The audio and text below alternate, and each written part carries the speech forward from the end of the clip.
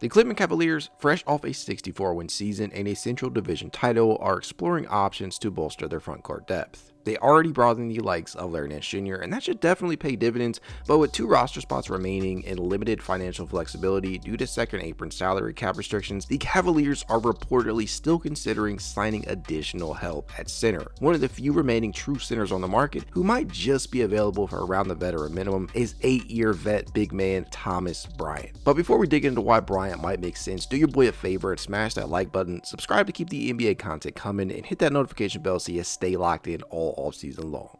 Who is Thomas Bryant? Well, Thomas Bryant is a 6'10", 250-pound center with a 7'6" wingspan, known for his offensive versatility and high motor. Over his NBA career, Bryant has averaged 8.9 points and 5.1 rebounds per contest, shooting 58.2% from the field and 34.6% from three-point range. He has already suited up for a number of franchises, including the Los Angeles Lakers, the Washington Wizards, Denver Nuggets, Miami Heat, and most recently, the Indiana Pacers. He actually won a title with Denver back in 2023 and spent a few minutes here and there on the floor for the Pacers in this year's finals matchup with the eventual champion OKC Thunder. Strange.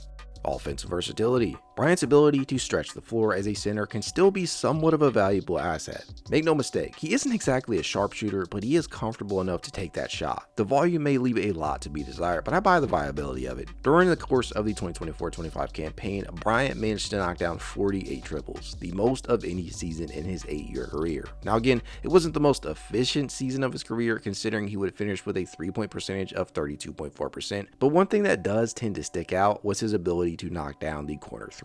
He completed 45.1% of his corner triples, going 22 of 53 in the process this year. And what's even better than that is that he managed to carry that efficiency into the postseason.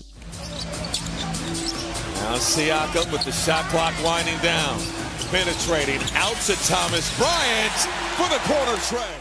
He drilled 7 of 11, or rather 63.6% of his attempts from the left and right hand corners combined, the most efficient of any reserve center in the postseason. It's all catch and shoot at that, so he would be a dependable drive and kick option from the center position, thus opening the floor just a bit more for all. B-ball index placed him within the 68th percentile in catch and shoot 3-point shooting talent. He has demonstrated proficiency in pick and pop situations, which would complement the Cavaliers' offensive schemes, considering they are all very reliant on the pick and roll.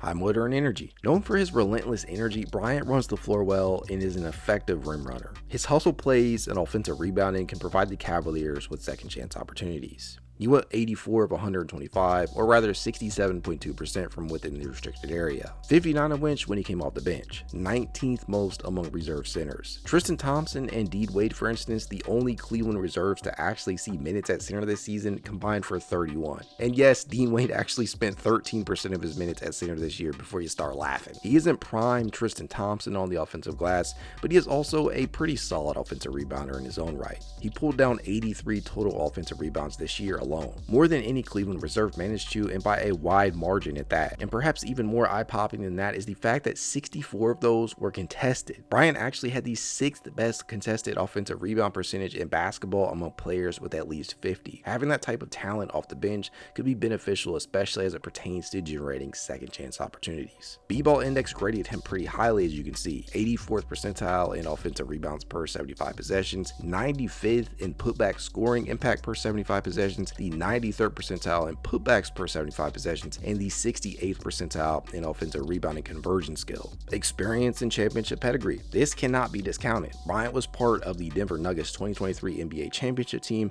and has 23 total games of postseason experience under his belt, bringing valuable playoff experience to a young Cavaliers roster. And let's be honest, more experience towards the back end of your bench is never a bad thing. Weaknesses. Defensive limitations. Bryant has struggled defensively throughout his career, primarily out on the perimeter. He often finds himself out of position, which can be exploited in pick and roll situations. This can be pretty clear on the film, where he just doesn't often have the foot speed to rotate properly or close out the way you'd want him to on the perimeter. It's something that has plagued him wherever he's been and will likely always be the case this late into his career. He allowed opponents to convert on over 49.2% of their looks this past season. Honestly, he's just not very switchable like Evan Mobley or Jarrett Allen, but where he has been somewhat effective has been on the interior, where he placed very highly over on B-ball index. defense. He plays within the 94th percentile in rim protection, the 84th in post defense, the 88th in help defense talent, and has actually been really effective against the screen, particularly picking up the ball handler in containment. As such, he's placed within the 92nd percentile in screener mobile defense. Drivers beware. Injury history. Bryant's career has been marred by injuries, including a torn ACL in 2021. His availability and durability remain concerns for any team considering signing him. And yes, I can hear the collective sighs in regard to this one. Yet another injury-plagued player, or at the very least one that comes with a history in this area. Look, I get it, but on the bright side, it's not like you'd be asking Bryant to suit up every game. This will limit his exposure to possible injury, so I really wouldn't worry about this one as much. Fit with the Cavs. The Cavaliers' front court features Jarrett and Emoni, both of whom are defensive stalwarts. Bryant's offensive skills could provide a different look off the bench, especially in lineups that require spacing. Let's also take into account his possible fit alongside Larry Nance Jr., who is versatile enough to provide minutes at power forward should the Cavaliers need to rest both of their starters. However, Bryant's defensive shortcomings may limit his minutes, particularly in high-stakes situations, making Nance Jr. the first option at center to kick things off. But nothing is wrong with additional depth though. Final thoughts.